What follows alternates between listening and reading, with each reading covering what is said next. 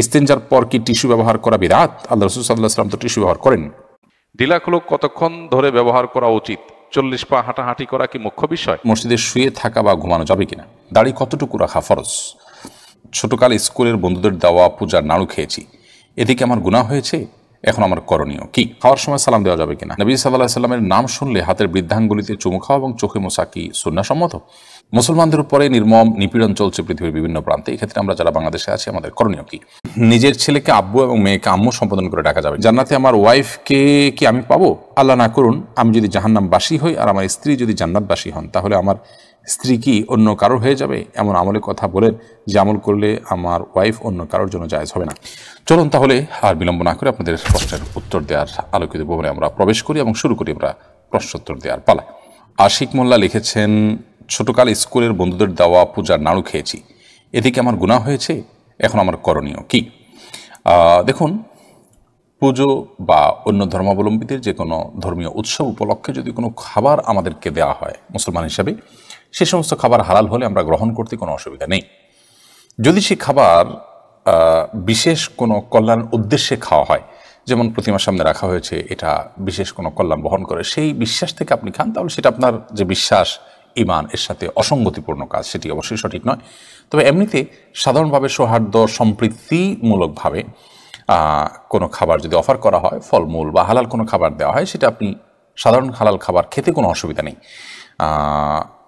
এর মধ্যে শরিয়ার বিশেষ কোনো নিষেধাজ্ঞা যদি যুক্ত হওয়ার মতো কিছু না থাকে, তাহলে সেক্ষেত্রে সাধারণ হালাল খাবার উৎসব উপলক্ষে দিলে সেটি নেয়াতে বা খাওয়াতে কোনো অসুবিধা নেই। এবং এ বিষয়ে আলী রাদিয়াল্লাহু তাআলা আনহু এবং আয়েশা রাদিয়াল্লাহু তাআলা আনহা আরও সিনিয়র অনেক সাহাবীদের আমল একেবারেই পরিষ্কারভাবে আমাদের কাছে রয়েছে, যে তারা বিভিন্ন ধর্মের অনুসারীদের দেয়া আপনার খাবার, হালাল খাবারগুলো তারা গ্রহণ করেছেন তাদের উৎসব উপলক্ষে, এমনকি অগ্নিপূজকদের উৎসব উপলক্ষে পর্যন্ত তাদের খাবার গ্রহণ করার কথাও কিন্তু আমরা জানি।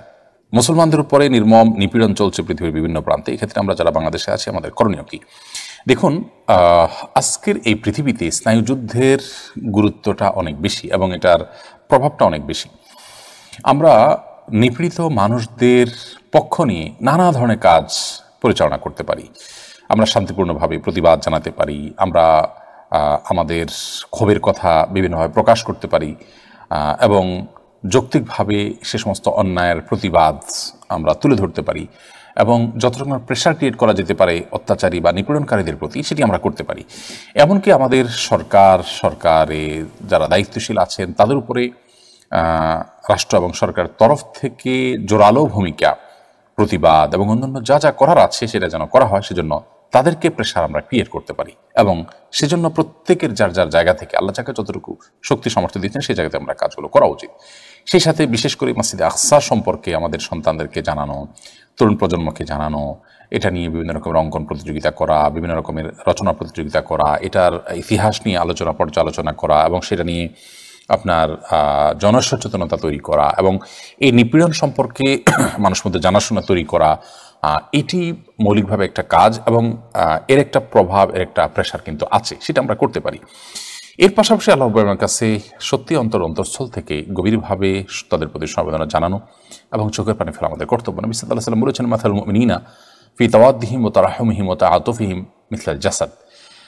ঈমানদারদের পরস্পরের প্রতি সিম্প্যাথি, সম্প্রীতি এবং মমতা, এ সমস্ত দিক থেকে একে অন্যের সাথে দৃষ্টান্তটা একটা দেহের মতো, একটা দেহের এক অংশের সাথে অন্য অংশের সম্পর্ক যেরকম সেরকম একটা অংশ যদি অসুস্থ হয় পুরো শরীর কিন্তু সেটাকে অনুভব করে, ফিল করে।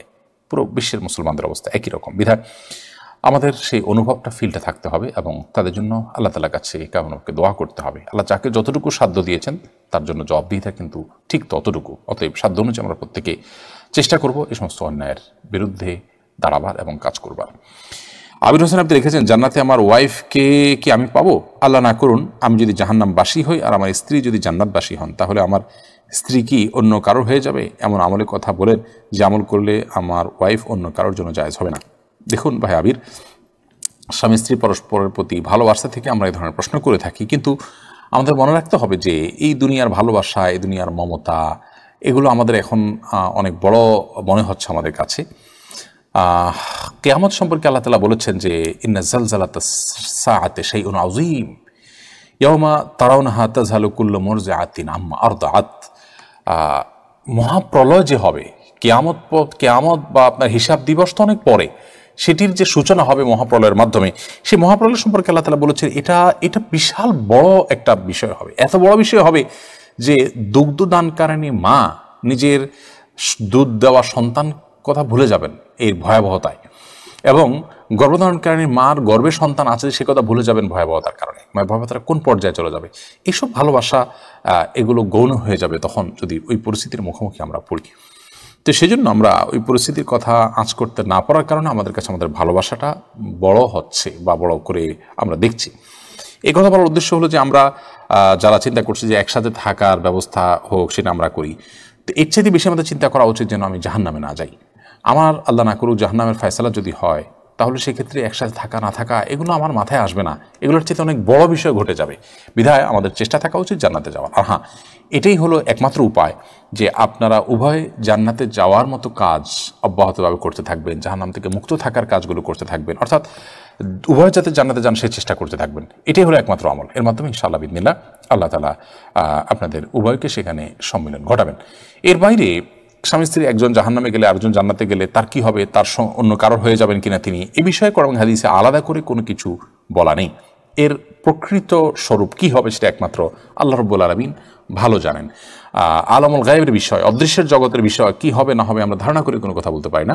তবে আল্লাহ রাব্বুল আলামিন যা ফয়সালা করবেন সেটাই হবে, এবং আমি যদি আল্লাহকে সন্তুষ্ট করে দুনিয়া থেকে যেতে চাই তো আমার চাওয়ার বাইরে কিছু হবে না ইনশাআল্লাহ তাআলা।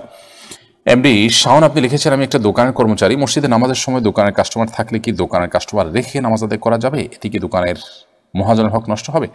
দেখুন, সময় হলে নামাজের ওয়াক্ত হলে নামাজ পড়তে হবে, এটা ফরজ, এটা আল্লাহ রাব্বুল আলামিনের নির্দেশ।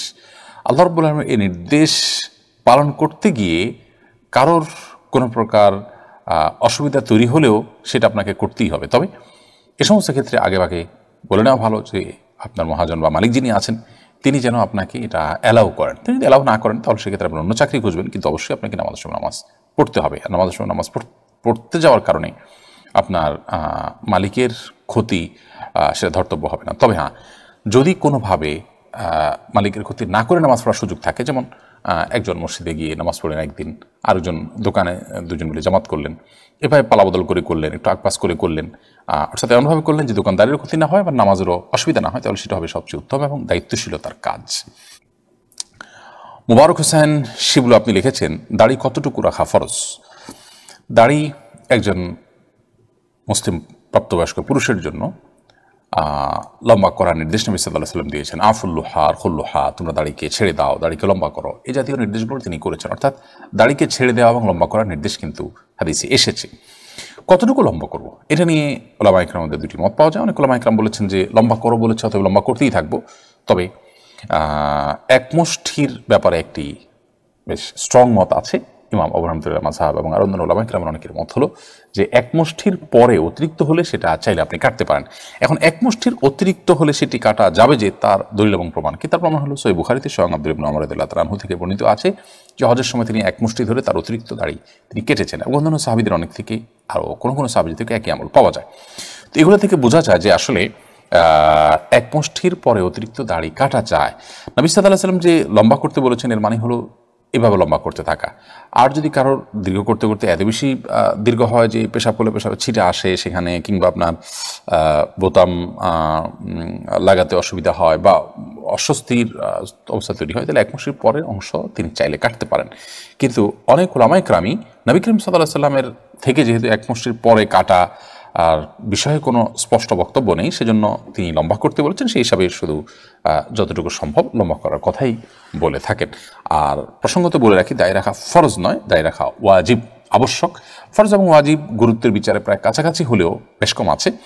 ফরজ প্রমাণ হয় যেরকম দলিল দ্বারায়, ওয়াজিব প্রমাণ হওয়ার জন্য সেরকম দলিলের প্রয়োজন হয় না। অর্থাৎ যতটা স্পষ্ট, যতটা শক্তিশালী এবং অকাট্য দলিল প্রয়োজন হয় ফরজ প্রমাণ হওয়ার জন্য, ওয়াজিব প্রমাণ হওয়ার জন্য ততটা অকাট্য দলিলের প্রয়োজন হয় না। সামান্য একটু পার্থক্য আছে, যেন দাড়ি রাখাটা ফরজ নয় বরং ওয়াজিব আমরা বলতে পারি। শুধু নয়, সমস্ত ফুকাহায়ে মতে এটি ওয়াজিব। এ হাবিব, আপনার প্রশ্নটি আপনি লিখেছেন, নিজের ছেলেকে আব্বু এবং মেয়েকে আম্মু সম্বোধন করে ডাকা যাবে কিনা? স্নেহের জায়গা থেকে বা মমতা করে তাদেরকে আব্বু বা আম্মু ডাকতে কোনো অসুবিধা নেই। এটা রূপক অর্থে আব্বু আম্মু ডাকা হয়। আব্বু আম্মু ডাকার মানে এই না যে আমার কাগজে কলমে জন্মদাতা পিতা বা মাতা হিসেবে তাদেরকে ঘোষণা দিলাম, এরকম তো আর কেউ করে না। অতএব স্নেহের বসে তাদেরকে আব্বু কিংবা আম্মু ডাকাতে কোনো সমস্যা নেই। এনএইচ নাহিদ আপনি লিখেছেন, নবী সাল্লাল্লাহু আলাইহি সাল্লামের নাম শুনলে হাতের বৃদ্ধাঙ্গুলিতে চুমু খাওয়া এবং চোখে মোছা কি সুন্নাহসম্মত? দেখুন, এ বিষয়ে আমাদের অনেক ভাইরা নানা রকমের দলিল প্রমাণ ইত্যাদি হাজির করেন। নবী করিম সাল্লাল্লাহু আলাইহি সাল্লামের নাম শুনলে তার প্রতি দুরূদ পাঠ করতে হবে। এ বিষয়ে বহু বিশুদ্ধ হাদিস রয়েছে, পরিষ্কার হাদিস রয়েছে, এবং এটি হলো একমাত্র করণীয় যে আমরা নবী আলাইহিস সালাতু ওয়াস সালামের নাম যখন শুনবো তখন সাল্লাল্লাহু আলাইহি সাল্লাম বা বিভিন্নভাবে তার প্রতি দুরূদ প্রেরণ করব। এর বাইরে আমাদের আঙ্গুলে চুমু খাওয়া এবং সেই চুমু খাওয়া আঙ্গুল চোখে মোছা, এটা কোরআন কিংবা হাদিসের কোনো নির্দেশ নয়। এটি নবী সাল্লাল্লাহু আলাইহি সাল্লাম থেকে প্রমাণিত বিশুদ্ধ কোনো হাদিস দ্বারায়, নবী সাল্লাল্লাহু আলাইহি সাল্লাম থেকে বর্ণিত কোনো বিশুদ্ধ হাদিস দ্বারা প্রমাণিত নয়।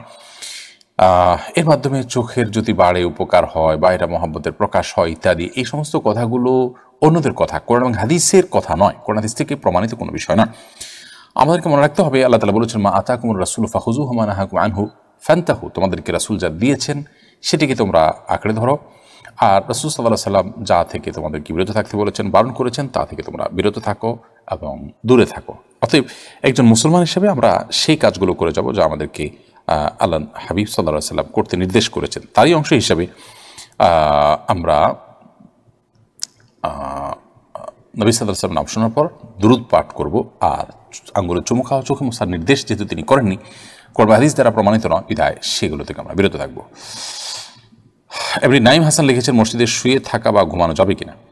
মসজিদ শোবার জায়গা নয়, কিন্তু কেউ যদি ইতিকাফের নিয়তে মসজিদে শোয়, ঘুমায়, তাহলে সেটা ঠিক আছে। অর্থাৎ আপনি যখন মসজিদে প্রবেশ করলেন, নিয়ত করলেন যে আমি মসজিদে অবস্থান করাও একটা ইবাদত, সেই ইবাদতটা করবো। মসজিদে গিয়ে নামাজ পড়া যেমন একটা ইবাদত, মসজিদে গিয়ে আমি অবস্থান করবো সেটা একটা ইবাদত। অতএব সে নিয়ত করলেন যে মসজিদে অবস্থান করব, মসজিদে থেকে জিকির আজকার, দোয়া, তেলাওয়াত ইত্যাদি করা, এটার উদ্দেশ্যে মসজিদে অবস্থান, সেটা একটা ইবাদত, সেই উদ্দেশ্যে আমি অবস্থান করবো, তাহলে সেক্ষেত্রে আপনি ঘুমালেন, শুলেন, কোনো অসুবিধা নেই।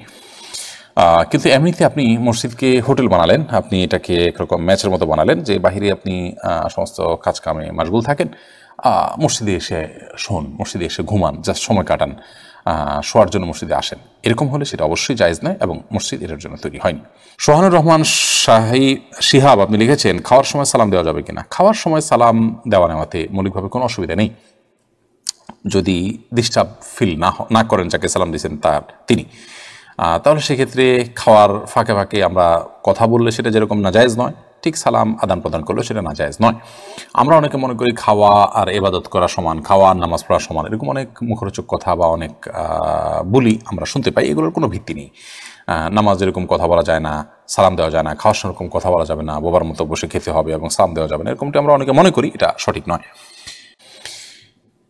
এরপরে ফরিদউদ্দিন আপনি লিখেছেন, পশ্চিমা বিশ্ব একদিকে মানবতার কথা বলে, আরেকদিকে ফিলিস্তিন মুসলমানদের নিধন ইসরায়েলকে সহযোগিতা করে, তাদের এই দ্বিচারিতা সম্পর্কে কিছু বলবেন আশা করি। দেখুন, এটা করে এ বিষয়ে নতুন করে বলার কিছু নেই, আমরা মোটামুটি সবাই জানি অন্যায়কে সমর্থন করা সেটাও অন্যায়। অতএব অন্যায়কে যেরকম আমাদের ঘৃণা করতে হবে, অন্যায়ের সমর্থনকেও ঘৃণা করতে হবে। আজকের পৃথিবীতে আমরা অনেকেই সভ্যতার কথা বলি, মানবতার কথা বলি, মানবাধিকারের কথা বলি, কিন্তু আমাদের এই সমস্ত বলিগুলো আমাদের কার্যক্ষেত্রে অনেক ক্ষেত্রে আমরা এগুলোর উপর আমল করি না, বরং এর উল্টোটা করি। বহু মানবাধিকার কর্মী দেখবেন যে মানবাধিকারের বুলি সারাদিন তিনি মুখে আওড়ান, অথচ তার বাসায় কাজের লোকের উপর তিনি টর্চার করেন, জুলুম করেন। ঠিক একইভাবে সভ্যতার কথা বলা বহু মানুষকে পৃথিবীতে দেখবেন যে তারা নির্মমভাবে অকাতরে আপনার যে মুসলমানদেরকে জীবন দিতে হচ্ছে, নির্মমভাবে তাদেরকে হত্যা করা হচ্ছে, সেটাকে তারা সমর্থন করছেন অবলীলায়। একজনের ভূখণ্ড আরেকজন জবরদখল করছেন, সেটার বিরুদ্ধে কোনো প্রতিবাদ করছেন না, সেটাকে অনেকটা মেনে নিচ্ছেন। হসপিটালের মতো জায়গায় হামলা করে শত শত মানুষকে হত্যা করছে, এই বিষয়ে কোনো প্রতিবাদ করছে না, কিন্তু এই মানুষগুলোই নাকি আবার মানবাধিকার ধ্বজাধারী, তারা নাকি অনেক বেশি আপনার মানুষ অধিকার নিয়ে সোচ্চার, তারা নাকি অনেক সভ্য। তো আসলে এই বাস্তবতা আমাদের কারো কাছে অস্পষ্ট হওয়ার কথা নয় যে আজকের পৃথিবীতে মানবতা, মানবাধিকার এবং এ জাতীয় আর মুখরোচক অনেক কথার অনেক ধ্বজাধারী মানুষগুলো তারা মূলত এর ধারে কাছেও নেই। একজন মুসলমান হিসাবে আমাদেরকে মানুষের অধিকার, সচেতনতা ইত্যাদি এসব বিষয়ের জন্য কোরআন এবং হাদিসের শরণাপন্ন হওয়া যথেষ্ট। এদের কোনো সবক নেওয়ার কোনো প্রয়োজন নেই। এদের কথা এবং কাজে মিল নেই এবং তাদের মানবাধিকার, তাদের মানবিক যে আপনার দিক, সেগুলো শুধুমাত্র মুসলমান ছাড়া বাকি অন্যদের জন্য রিজার্ভ। অতএব সেটা আমরা গোটা বিশ্বের যেদিকে তাকাই সেদিকে দেখতে পাবো যে নির্যাতিত, নিষ্পেষিত মুসলিম ভূখণ্ডগুলোতে সেগুলো নিয়ে তাদের তেমন কোনো মাথা ব্যথা নেই এবং তারাই ঘুরে ফিরে কেউ না কেউ কোনো না কোনোভাবে নির্যাতনকারীদের কাতারে সামিল হচ্ছে। আল্লাহ রাব্বুল আলামিন এদের সম্পর্কে আমাদেরকে সচেতন হওয়ার তৌফিক দান করুন এবং আমাদেরকে আমাদের দায়িত্ব পালন করার তৌফিক দান করুন।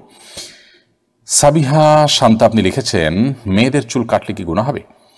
মেয়েদের চুল যদি কেটে আপনি ছেলেদের মতো করে ফেলেন বা কোনো ফাসিকা নারীর সাথে চুল কেটে তার আদলে তার স্টাইলে চুল রাখেন, তাহলে সেটা নিষিদ্ধের আওতায় পড়বে। এছাড়া এমনিতে চুল অনেক বড় হয়ে গেছে, একটু কাটলেন, তো এটা নিষিদ্ধ নয়।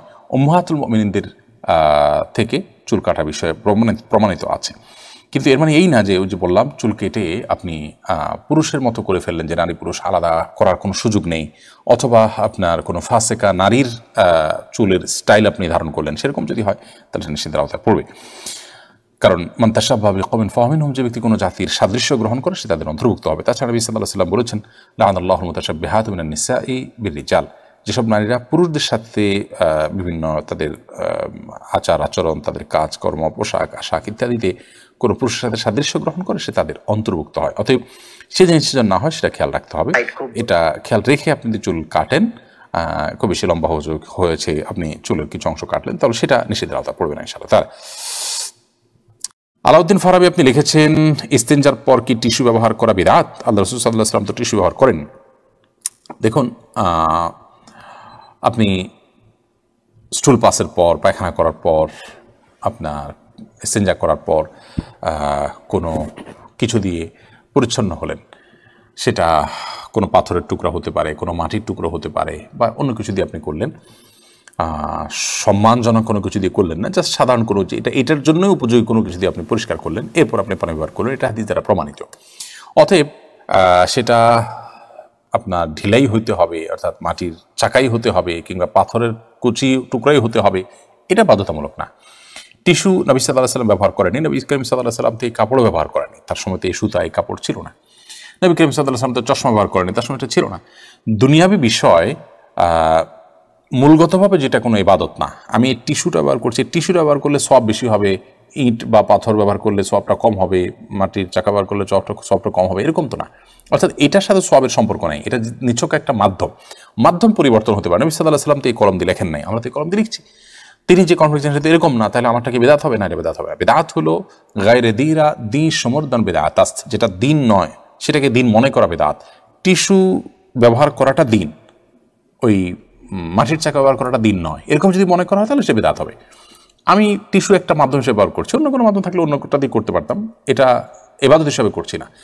পরিচ্ছন্ন করাটা উদ্দেশ্য, কি দিয়ে করছে এটা উদ্দেশ্য না, তাহলে সেক্ষেত্রে সেটা বিদআত হয় না, বিধায় এটা বিদআতে পরিগণিত হবে না। লুনা পারভিন ঝর্ণা আপনি লিখেছেন, অমুসলিমদের সালাম দেওয়া যাবে কিনা? অমুসলিমদের সাথে সামাজিক সৌহার্দ্যমূলক সম্পর্ক বজায় রাখার চেষ্টা করতে হবে এবং সেজন্য তাদেরকে অভিবাদন দিবেন, অভিবাদন গ্রহণ করবেন, সেটা ঠিক আছে। কিন্তু সালাম দেওয়ার যে ব্যাপারটা আছে সেটা হলো যে অমুসলিমদেরকে অমুসলিমরা যদি আপনাকে সালাম দেন তাহলে সেটা আপনি ওয়ালাইকুম বলে জবাব দিবেন। আর আগ বেড়ে তাদেরকে আপনি যত রকমের অভিবাদন আছে, সামাজিক অভিবাদন, গুড মর্নিং, গুড ইভিনিং ইত্যাদি ইত্যাদি, স্বাগতম, অন্য যা যা আছে প্রচলিত সেগুলো আপনি তাদেরকে বলবেন। কিন্তু সালাম যেটা আল্লাহ তাআলার গুণবাচক নাম, সেটা তাদেরকে নিবেদন করবেন না, কারণ তারা আল্লাহতে বিশ্বাস রাখেন না। তাছাড়া আপনি সালামের মাধ্যমে যে আল্লাহ তাআলার কাছে শান্তি কামনা করছেন, সে আল্লাহ তো তিনি নিজে বিশ্বাসই করেন না, তিনি যা বিশ্বাস করেন না সেটা তার উপরে আরোপ করে দেওয়া, এটা কখনো ন্যায্যতা হতে পারে না। সেজন্য সালাম আকবরী নয়, বরং তারা যদি সালাম দেন তাহলে আপনি ওয়ালাইকুম বলে জবাব দিবেন। আর এছাড়া সামাজিক সৌহার্দ্যপূর্ণ যে কোনো অভিবাদন, সাধারণ অভিবাদনগুলো তাদের সাথে বিনিময় করা যেতে পারে। ঢিলাখুলো কতক্ষণ ধরে ব্যবহার করা উচিত? 40 পা হাঁটাহাঁটি করা কি মুখ্য বিষয়? মুখ্য বিষয় 40 পা বা এর কম বেশি কোনো পা হাঁটাহাঁটি করা নয়, বরং মুখ্য বিষয় হলো পেশাবের পর বা মলমূত্র ত্যাগের পর অপবিত্রতা থেকে পবিত্র হওয়া, এটা হলো মুখ্য বিষয়। পেশাবের পর আমরা যারা বাংলাদেশের মানুষ এ অঞ্চলে বসবাস করি, আমরা ভাত টাত খেয়ে অভ্যস্ত, আমাদের শরীরের মধ্যে সাধারণত একটু শরীরটা আমাদের রসালো হয়। আরবের মানুষ যারা রুটি খায় বা পাকিস্তানের মানুষ যারা রুটি খায়, রুটি প্রধান তারা আমাদের চাইতে তাদের শরীরের গঠন থাকে কিছুটা শুষ্ক টাইপ। আমাদের দেশে মানুষের পেশাবের পর সাধারণত পেশাবের ফোঁটার ধারা বন্ধ হতে একটু সময় লাগে। আবার আমাদের দেশে মানুষের মধ্যে অনেকে এটা রোগ একটু বেশি সময় নেয়, অনেকে তাড়াতাড়ি পরিষ্কার হয়ে যায়, ক্লিয়ার হয়ে যায়। তো এটা আসলে ব্যক্তির উপর বা পরিবেশের উপরে অনেক সময় ভ্যারি করে। খোলাসা কথা হলো, শরিয়া নির্দেশনা হলো ইস্তানজিহু আনিল বাউল ফাইন্না আম্মাতা আযাবিল কবরি মিনহু, পেশাব থেকে পবিত্র থাকো, পরিচ্ছন্ন থাকো, এটা হলো শরিয়ার নির্দেশ। কিভাবে থাকবে সেটা আপনার ব্যাপার। এখন কারোর পেশাবের ধারা ফোঁটা বের হতে শেষ হতে সময় লাগে, তো তিনি ইউরিনালে অথবা টয়লেটে তিনি অপেক্ষা করে প্রয়োজন উঠবস করে তিনি এটা দূর করবেন, দূর করে তিনি বের হয়ে যাবেন। এটা দূর না করে ঢিলা কুলক ধরে হাঁটাহাঁটি করা, এটা বিশেষ করে হাঁটতে হাঁটতে আপনার জনসম্মুখে বা অন্যান্য মানুষের সাথে দেখা হয় এরকম জায়গা পর্যন্ত চলে আসা, অনেক সময় দেখা যায় ইউরিনালের যে গলি ওখানে অন্যান্য মানুষের সাথে মুখোমুখি হয়, এটা দেখতেও দৃষ্টিকটু, আবার অনেক সময় এটা সতর উন্মুক্ত হওয়ার আশঙ্কাও তৈরি করে। আর এভাবে নবী সাল্লাল্লাহু আলাইহি ওয়াসাল্লাম হাঁটাহাঁটি করতে কোথাও আলাদা করে নির্দেশও করেন নাই। অতএব আমরা প্রত্যেকে যার যার দায়িত্বে ইউরিনালে বা টয়লেটে বসেই নিজের পেশাবের ধারা বা নাপাক এটাকে দূর করে তারপর বের হবো ইনশাআল্লাহ। অনেকে আছেন অহেতুক ওয়াসওয়াসার রোগে ভোগেন, ওয়াসওয়াসার রোগে ভোগেন, তার পেশাব আসলে আসে নাই, তার মনে হয় পেশাব আসতেছে, এই মনে হয় দূর করার জন্য সে 40 কদম 60 কদম হাঁটাহাঁটি করে। তো এই ওয়াসওয়াসাকে কোনো পাত্তা দেওয়ার কোনো কারণ নাই। নবী সাল্লাল্লাহু আলাইহি ওয়াসাল্লাম ওয়াসওয়াসা দূরের জন্য ভিজা হাতের পানি ছিটা দিতে বলেছেন, যাতে করে আমার মনের মধ্যে পেশাবের ফোঁটা আসলো কিনা এই সন্দেহ আসার স্কোপই না থাকে, যে পানির ছিটা পড়ে পুরো আশপাশের জায়গাটা আপনার একাকার হয়ে গেছে, এরকম যেন হয়। তার মানে নবী সাল্লাল্লাহু আলাইহি ওয়াসাল্লাম ওয়াসওয়াসাকে ইগনোর করতে, এটাকে পাত্তা না দিতে শিক্ষা দিয়েছে। অতএব আমরা সেটা করতে হবে ইনশাআল্লাহ তাআলা। তো এইভাবে হাঁটাহাঁটি করা এরকম কোনো নির্দেশ তো নাই, বরং অনেক ক্ষেত্রেই এটা সতর উন্মুক্ত হওয়ার কারণ হয়। বিধায় এই বিষয়গুলোতে আমাদের সতর্ক থাকা দরকার এবং শরিয়ার সীমানা এবং সুন্নাহকে অনুসরণ করা দরকার। সুন্নাহকে অনুসরণ করতে গিয়ে ঢিলা, তারপরে যে আপনার টিস্যু, পানি ব্যবহার, উভয়টা ব্যবহার করা সম্পর্কে হাদিস আছে, সেটা আমরা করতে পারি, আর নাহলে যে কোনো একটা ব্যবহার করতে পারি। কিন্তু দিন শেষে পবিত্র করা হলো মুখ্য, কিন্তু পবিত্র করতে গিয়ে দৃষ্টিকটু কোনো কিছু যেন না হয়, সতর খোলার মতো বিষয় যেন না হয়, সেই জিনিসটা হলো লক্ষণীয় বিষয়। এরপর গাজী ইকবাল মাহমুদ আব্দুল লিখেছেন, আমার আপন চাচাতো ভাই মিথ্যা সালিশের কাগজ বানিয়ে আমার মৃত মায়ের জায়গা আত্মসাৎ করার চেষ্টা করছে। কথা বলতে গেলে গায়ে হাত দেওয়ার চেষ্টা করে, কথা কথা কোরআন ছুঁয়ে কসম খাওয়ার কথা বলে। এরকম আত্মীয়ের সাথে সম্পর্ক রাখার ব্যাপারে শরীয়তের সমাধান জানতে চাই। দেখুন, যে আত্মীয় আপনার প্রতি অন্যায় করতে চাচ্ছে, আপনি অন্যায়ের বিহিতের চেষ্টা করবেন, মামলা মোকদ্দমা বিচার আচারের মাধ্যমে আপনি আপনার হক আদায় করার চেষ্টা করবেন। এটাতে আত্মীয়তার সম্পর্ক ছিন্ন করার যে অপরাধ, সেটি আপনার হবে না। কিন্তু এর পাশাপাশি আত্মীয় হিসেবে সেও যেন অন্যায় থেকে বিরত থাকে, সে যেন সৎ হয়, সে যেন নিষ্ঠাবান হয়, সে যেন অন্যায়কারী না হয়, সে ব্যাপারে আপনি ন্যূনতম দায়িত্ব আদায় করার চেষ্টা করবেন এবং আপনি চেষ্টা করবেন তাকে সতর্ক করার, তাকে বাঁচাবার এবং তাকে গুনাহ থেকে মুক্ত রাখার, এই চেষ্টা আপনার মধ্যে অব্যাহত থাকবে। সেই সাথে তার কল্যাণ কামনা করবেন, সে যেন ভালো মানুষ হয়ে যায়, সমস্ত ছেড়ে দেয় এবং তার কোনো কষ্টে আপনি ব্যথিত হবেন। এগুলো আপনার তার প্রতি ঠিকই থাকবে, কিন্তু সেই সাথে সে যে অন্যায় করছে, সে অন্যায়ের বিহিত তার প্রতিকারের চেষ্টা আপনি অব্যাহত রাখবেন। এই প্রতিকারের চেষ্টা করতে গিয়ে যদি সে নাখোশ হয়, অসন্তুষ্ট হয়, এতে আপনার কিছু আসে যায় না, কারণ আপনাকে শরীয়ত তার সকল জুলুমকে মেনে নিতে কিন্তু বলে না।